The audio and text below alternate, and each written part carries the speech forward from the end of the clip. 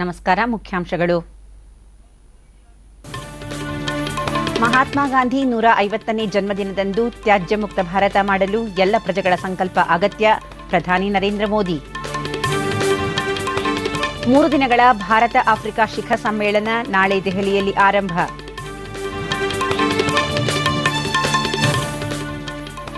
ರಾಜ್ಯೋತ್ಸವ ಪ್ರಶಸ್ತಿ ಆಯ್ಕೆ ಸಂಬಂಧ ಮುಖ್ಯಮಂತ್ರಿ ಸಿದ್ದರಾಮಯ್ಯ ನೇತೃತ್ವದಲ್ಲಿ ಉನ್ನತ ಮಟ್ಟದ ಸಭೆ.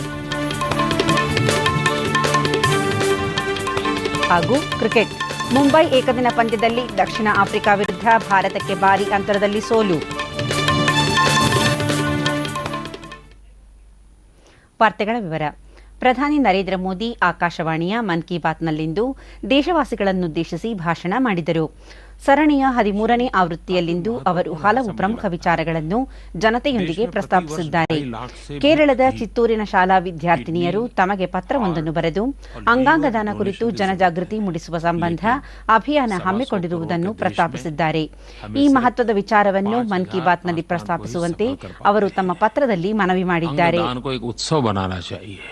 इन दिनों मुझे फोन कॉल पर भी काफी संदेश आते हैं. दिल्ली के देवेश ने भी ऐसा ही एक संदेश मुझे दिया है. ಇತ್ತೀಚಿನ ದಿನಗಳಲ್ಲಿ ತಮಗೆ ಹಲವು ಸಂದೇಶಗಳು ಹಾಗೂ ದೂರವಾಣಿ ಕರೆಗಳು ಬರುತ್ತಿದ್ದು, ದೆಹಲಿಯ ದೇವೇಶ್ ಇದೇ ಸ್ವರೂಪದ ಒಂದು ಸಂದೇಶ ಕಳುಹಿಸಿದ್ದಾರೆ.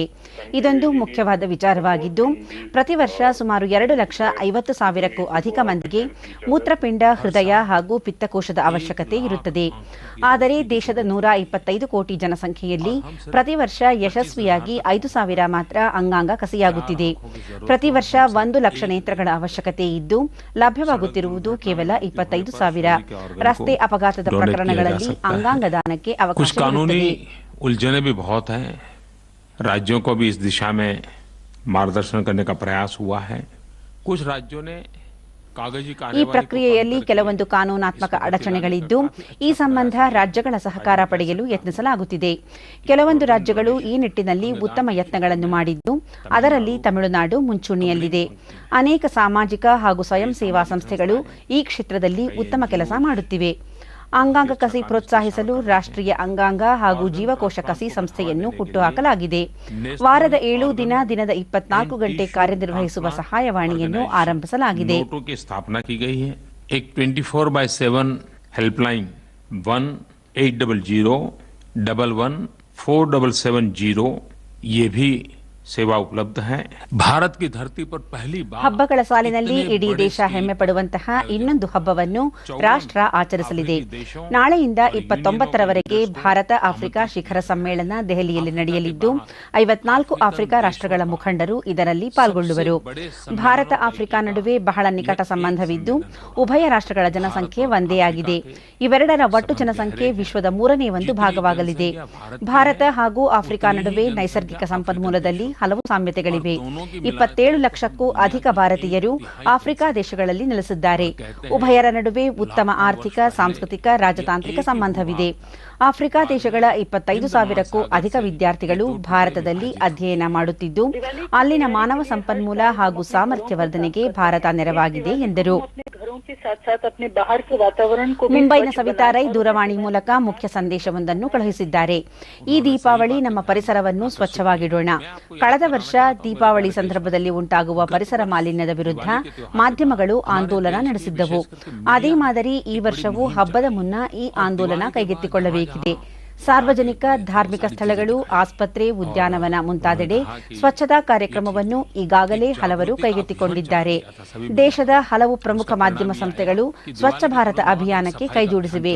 ಈ ನಿಟ್ಟಿನಲ್ಲಿ ಸವಿತಾ ರೈ ಅವರ ಸಲಹೆಗಳನ್ನು ತಾವು ಸ್ವಾಗತಿಸುವುದಾಗಿ ಪ್ರಧಾನಿ ತಿಳಿಸಿದರು. 50वीं जयंती मनाएंगे तब हम सीना तान करके गौरव से 125 करोड़ देशवासी कह पाएंगे, देखिए 2019ರಲ್ಲಿ ಮಹಾತ್ಮ ಗಾಂಧೀಜಿಯವರ 150ನೇ ಜನ್ಮದಿನವನ್ನು ಆಚರಿಸಲಾಗುತ್ತದೆ.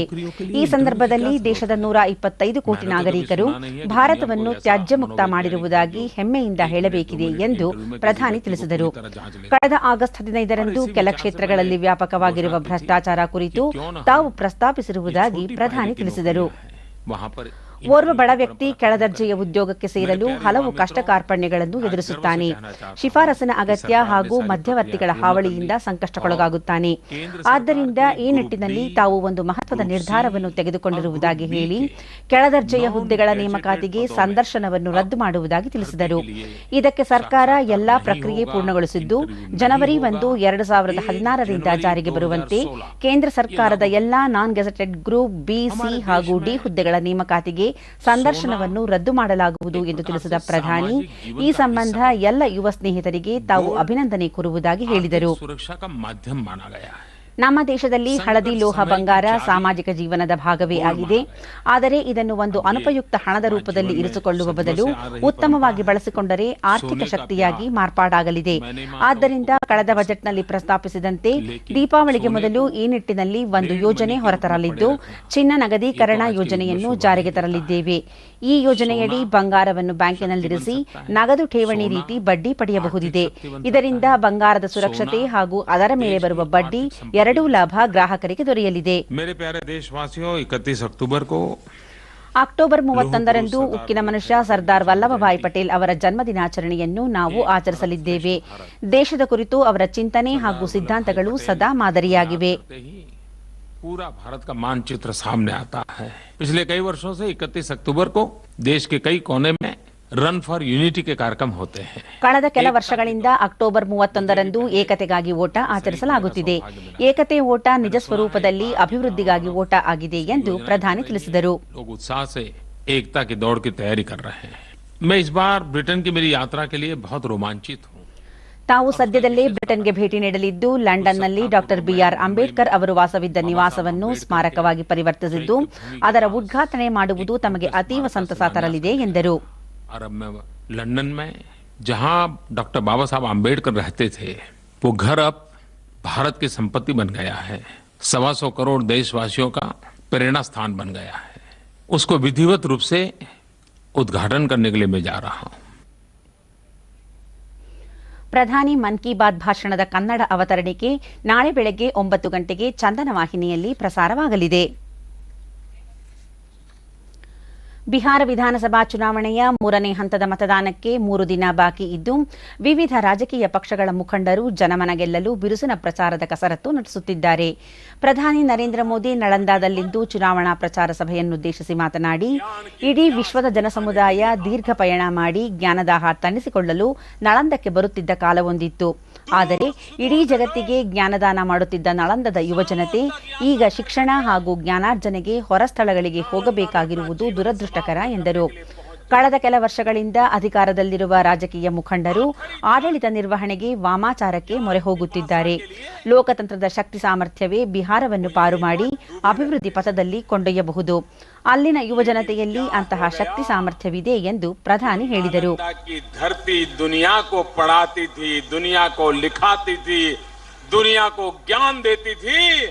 उस बिहार के नौजवान को आज पढ़ने के लिए कहीं बाहर जाना पड़ता है. बिहार को तांत्रिकों की जरूरत नहीं है. ये लोकतंत्र की ताकत ही बिहार को बचा लेगी. इतनी ताकत इस ताकत में आपने पिछले 2 महीने में ಛಪ್ರಾದ ಮಹೋಡ, ಹಾಜಿಪುರ ಹಾಗೂ ನೌಬತ್ಪುರದಲ್ಲಿ ನಡೆದ ಸಾರ್ವಜನಿಕ ಸಭೆಯನ್ನುದ್ದೇಶಿಸಿ ಮಾತನಾಡಿದ ನರೇಂದ್ರ ಮೋದಿ, ಆಹಾರ ವಸ್ತುಗಳ ಅಕ್ರಮ ದಾಸ್ತಾನುಗಾರರ ವಿರುದ್ಧ ಕಠಿಣ ಕ್ರಮ ಜರುಗಿಸುವಲ್ಲಿ ಮುಖ್ಯಮಂತ್ರಿ ನಿತೀಶ್ ಕುಮಾರ್ ಸರ್ಕಾರ ವಿಫಲವಾಗಿದೆ ಎಂದು ದೂರಿದರು. ಬಿಹಾರ ಜನತೆಯ ಸಮಸ್ಯೆಗೆ ರಾಜ್ಯದ ಅಭಿವೃದ್ಧಿಯೊಂದೇ ಏಕೈಕ ಮಾರ್ಗವೆಂದು ಅವರು ಹೇಳಿದರು. क्यों किया वो बताना चाहिए, नहीं बताना चाहिए, कब किया वो कहना चाहिए, नहीं कहना चाहिए. लेकिन ये जनता को अपनी जेब में मानते हैं. इनको जनता की परवाह नहीं है. ये अपने आप को राजा महाराजा मानते हैं और इसलिए वे ये मानते ही नहीं है कि उन्होंने बिहार की जनता को अपने काम का हिसाब देना चाहिए. वो देने को तैयार नहीं है. ಕೇಂದ್ರದಲ್ಲಿ ಸರ್ಕಾರ ರಚಿಸಿರುವ ಎನ್ಡಿಎ ಬಿಹಾರದಲ್ಲೂ ಗದ್ದುಗೆ ಇರುವ ಕನಸು ಕಾಣುತ್ತಿದೆ ಎಂದು ಜೆಡಿಯು ಮುಖಂಡ ಹಾಗೂ ಮುಖ್ಯಮಂತ್ರಿ ನಿತೀಶ್ ಕುಮಾರ್ ಹಾಜಿಪುರದಲ್ಲಿಂದು ಅಣಕವಾಡಿದ್ದಾರೆ. ಸಾರ್ವಜನಿಕ ಚುನಾವಣಾ ಪ್ರಚಾರ ಸಭೆಯನ್ನುದ್ದೇಶಿಸಿ ವಿದೇಶಗಳಿಂದ ಕಪ್ಪು ಹಣ ವಾಪಸ್ ತಂದು ಬಡ ಜನತೆಗಾಗಿ ವಿನಿಯೋಗಿಸುವ ಬಗ್ಗೆ ರಾಜಕೀಯ ಮುಖಂಡರು ಚಕಾರವೆತ್ತುತ್ತಿಲ್ಲ ಎಂದು ದೂರಿದರು. अभी हाल ही में मीडिया में खबर छपी कि 6,000 करोड़ रुपया जाने की बात आई, तो अभी जा ही रहा है। केंद्र सरकार के लोग चादर तान के सोए हुए, उनको फुर्सत कहां? ನಾಳೆಯಿಂದ ನಡೆಯಲಿರುವ ಭಾರತ ಆಫ್ರಿಕಾ ತೃತೀಯ ಶಿಖರ ಸಮ್ಮೇಳನದಲ್ಲಿ ಭಾಗವಹಿಸಲು 50ಕ್ಕೂ ಹೆಚ್ಚು ಆಫ್ರಿಕಾ ರಾಷ್ಟ್ರಗಳ ಮುಖಂಡರು ದೆಹಲಿಗೆ ಆಗಮಿಸುತ್ತಿದ್ದಾರೆ. ಈ ಬೃಹತ್ ಸಮ್ಮೇಳನದ ಆತಿಥ್ಯಕ್ಕೆ ರಾಷ್ಟ್ರ ರಾಜಧಾನಿ ಸಕಲ ರೀತಿಯಲ್ಲಿ ಸಜ್ಜಾಗಿದೆ. ಆಹ್ವಾನಿತರ ಸುರಕ್ಷತೆಗೆ ಬಿಗಿ ಭದ್ರತೆಯ ವ್ಯವಸ್ಥೆ ಮಾಡಲಾಗಿದೆ. ಇದೇ ಸಂದರ್ಭದಲ್ಲಿ ದೆಹಲಿಯಲ್ಲಿ ವಿವಿಧ ರಾಯಭಾರ ಕಚೇರಿಗಳಿರುವ ಚಾಣಕ್ಯಪುರಿಯಲ್ಲಿ ಭಾರತ ಆಫ್ರಿಕಾ ಬಾಂಧವ್ಯದ ಗುಲಾಬಿ ತೋಟವನ್ನು ಇಂದು ಉದ್ಘಾಟಿಸಲಾಯಿತು. ವಿದೇಶಾಂಗ ಸಚಿವೆ ಸುಷ್ಮಾ ಸ್ವರಾಜ್ ಆಫ್ರಿಕಾ ಖಂಡಕ್ಕೆ ಭಾರತದ ಮುಂದುವರೆದ ಪ್ರಾಮುಖ್ಯತೆಯ ಮಹತ್ವವನ್ನು ಒತ್ತಿ ಹೇಳಿದರು. ಭಾರತ ಆಫ್ರಿಕಾ ನಡುವಣ ಪುರಾತನ ಪಾಲುದಾರಿಕೆಗೆ ಮತ್ತಷ್ಟು ಪುಷ್ಟಿ ನೀಡುವುದರ ಜೊತೆಗೆ ನೂತನ ಸಹಕಾರ ಸಂಬಂಧ ವರ್ಧನೆಗೆ ಒತ್ತು ನೀಡಲಾಗುತ್ತದೆ. ಅದರಲ್ಲಿ ಮೂಲಭೂತ ಸೌಕರ್ಯ ಅಭಿವೃದ್ಧಿ, ಕೃಷಿ, ಇಂಧನ, ನವೀನತೆ ಹಾಗೂ ಆರೋಗ್ಯ ಸಂರಕ್ಷಣೆಗೆ ಆದ್ಯಗಮನ ನೀಡಲಾಗುವುದೆಂದು ಸುಷ್ಮಾ ಸ್ವರಾಜ್ ತಿಳಿಸಿದರು.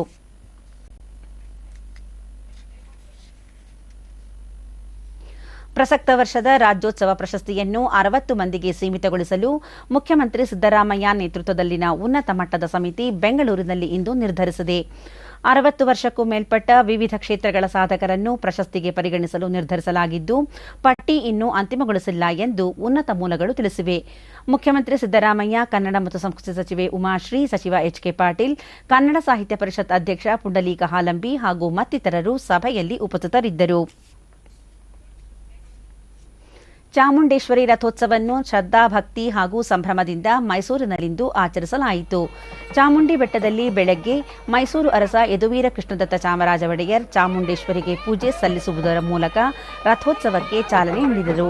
ಇದೇ ಸಂದರ್ಭದಲ್ಲಿ ಕೆಎಸ್ಆರ್ಪಿ ತುಕಡಿಯಿಂದ ಕುಶಾಲತೋಪುಗಳನ್ನು ಸಿಡಿಸಿ ಚಾಮುಂಡಿ ದೇವತೆಗೆ ಗೌರವ ವಂದನೆ ಸಲ್ಲಿಸಿದರು.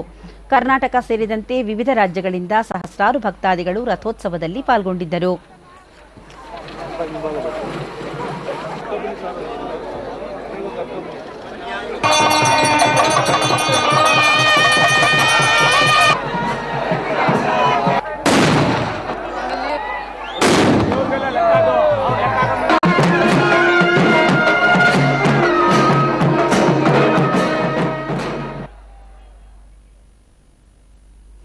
ಮೈಸೂರಿನ ವಿಶ್ವವಿಖ್ಯಾತ ಜಂಬೂ ಸವಾರಿಯನ್ನು ಅರ್ಜುನ ನೇತೃತ್ವದಲ್ಲಿ ಯಶಸ್ವಿಯಾಗಿ ನಡೆಸಿಕೊಟ್ಟ ಗಜಪಡೆಯನ್ನು ಅರಮನೆ ಆವರಣದಲ್ಲಿಂದು ಆತ್ಮೀಯವಾಗಿ ಬೀಳ್ಕೊಡಲಾಯಿತು.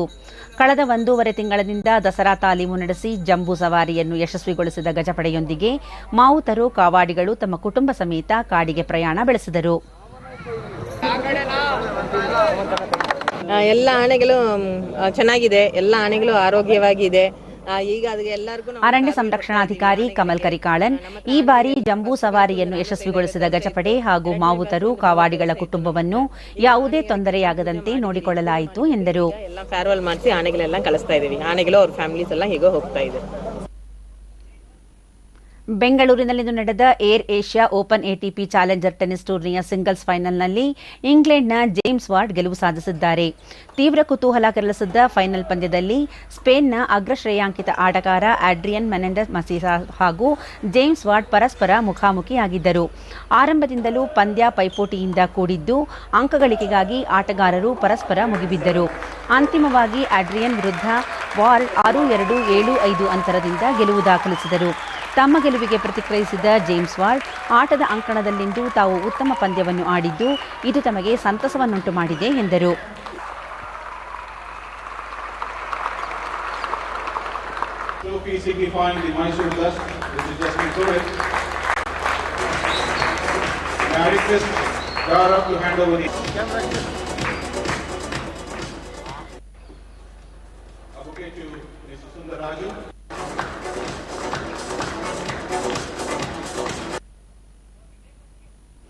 ಮುಂಬೈನ ವಾಂಖೆಡೆ ಕ್ರೀಡಾಂಗಣದಲ್ಲಿಂದು ನಡೆದ 5ನೇ ಹಾಗೂ ಅಂತಿಮ ಏಕದಿನ ಪಂದ್ಯದಲ್ಲಿ ದಕ್ಷಿಣ ಆಫ್ರಿಕಾ ವಿರುದ್ಧ ಭಾರತ ಭಾರೀ ಅಂತರದಲ್ಲಿ ಪರಾಭವಗೊಂಡಿದೆ.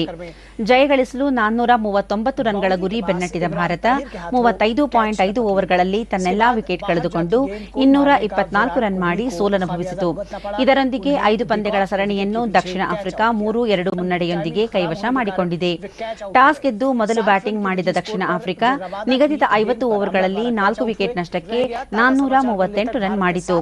ಆರಂಭಿಕ ಆಟಗಾರ ಕ್ವಿಂಟನ್ ಡಿಕಾಕ್, ಡುಪ್ಲೆಸಿಸ್ ಹಾಗೂ ನಾಯಕ ಡಿವಿಲಿಯರ್ಸ್ ಅವರ ಶತಕಗಳ ನೆರವಿನಿಂದ ದಕ್ಷಿಣ ಆಫ್ರಿಕಾ ಉತ್ತಮ ಮೊತ್ತ ತಲುಪಲು ನೆರವಾಯಿತು. रोहित शर्मा ने धोनी के हाथों कैच करवाकर उन्हें आउट किया.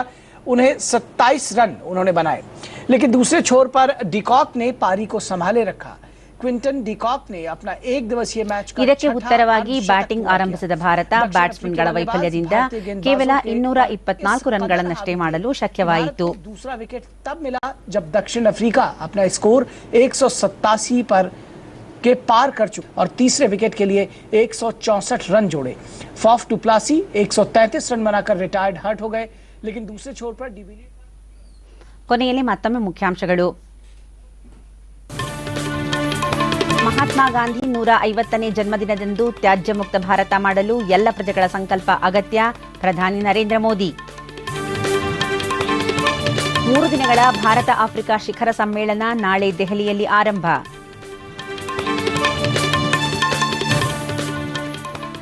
ರಾಜ್ಯೋತ್ಸವ ಪ್ರಶಸ್ತಿ ಆಯ್ಕೆ ಸಂಬಂಧ ಮುಖ್ಯಮಂತ್ರಿ ಸಿದ್ದರಾಮಯ್ಯ ನೇತೃತ್ವದಲ್ಲಿ ಉನ್ನತ ಮಟ್ಟದ ಸಭೆ. ಕ್ರಿಕೆಟ್ ಮುಂಬೈ ಏಕದಿನ ಪಂದ್ಯದಲ್ಲಿ ದಕ್ಷಿಣ ಆಫ್ರಿಕಾ ವಿರುದ್ಧ ಭಾರತಕ್ಕೆ ಭಾರೀ ಅಂತರದಲ್ಲಿ ಸೋಲು.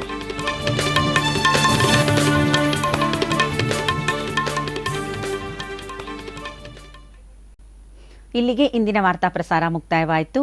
ನಮ್ಮ ಮುಂದಿನ ವಾರ್ತಾ ಪ್ರಸಾರ ನಾಳೆ ಬೆಳಗ್ಗೆ 7:45 ಡಿಡಿ 1 ಹಾಗೂ ಚಂದನದಲ್ಲಿ. ನಮಸ್ಕಾರ.